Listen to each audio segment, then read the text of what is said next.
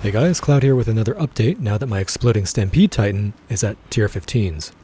If you haven't seen my previous videos on the build, I'd recommend watching them first. This is my full gear loadout right now. It's the exact same gear I had at the end of my original build guide, the mid-tier mapping loadout, except I'm using a surrender shield now and some good jewels. And I've also randomly dropped a Wolfsbane, which has an Intimidate permanently on block modifier. I've put it in my weapon swap, and it seems like a solid way to debuff bosses at the start of the fight. I've also just 20 qualitied and 6 linked my Stampede, adding elemental focus to boost my explosion damage further.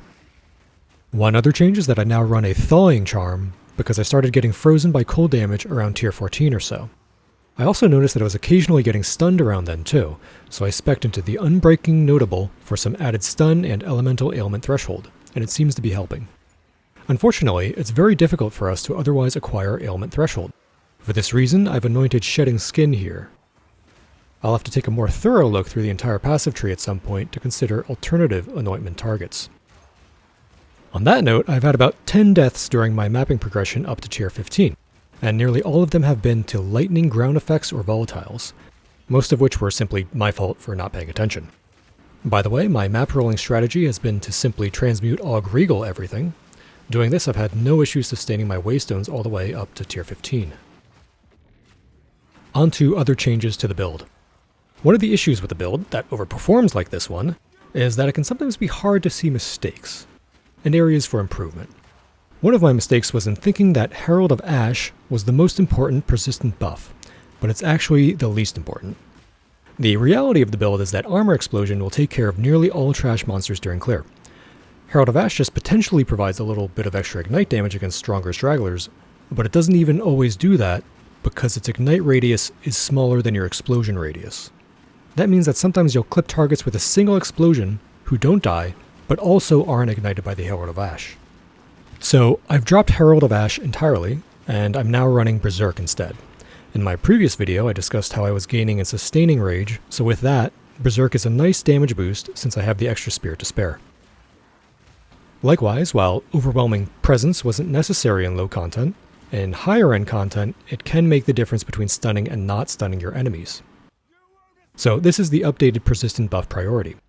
Overwhelming presence is more important than cannibalism, which is more important than scavenged plating, which is more important than Berserk. While I'm here, I should also note that cannibalism can be replaced by jewels, which can roll life percent recovered on kill. I originally avoided Seismic Cry because I was focusing on perfect strikes, and was also originally taking surprising strength. And double war crying with both Inferno and Seismic could potentially make you miss the heavy stun damage window. But with Hammer being probably the even stronger single target option for bosses, and with surprising strength switched to hulking form now, Seismic Cry is a much bigger deal. So to make space, I've cut Leap Slam, which I rarely use outside of the Trial of the Sakema, and now I run Seismic Cry instead. As much as I am disappointed that melee totems have made a return, I do feel being able to pre-generate rage before a boss is ideal for your enraged warcry. So your ideal single target sequence now looks like this: stun the target, Infernal Cry, Seismic Cry, Hammer Drop, and then Perfect Strike. Also, in tier 15s, bosses start dropping skill books to level up the bossing tree. This makes them dramatically more challenging, and particularly much more tanky, so they feel like legitimate boss fights again. Before this, I've underexplored my single target options since generally a Perfect Strike and a Hammer Drop would be enough to kill most things.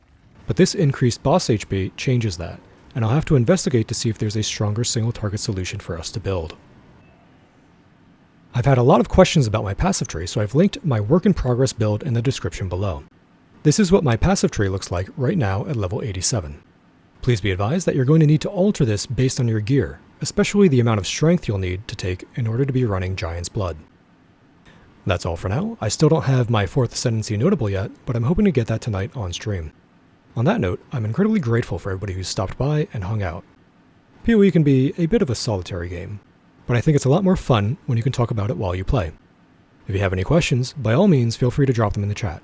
I'm trying to be online there as much as I can. Until next time, Exiles.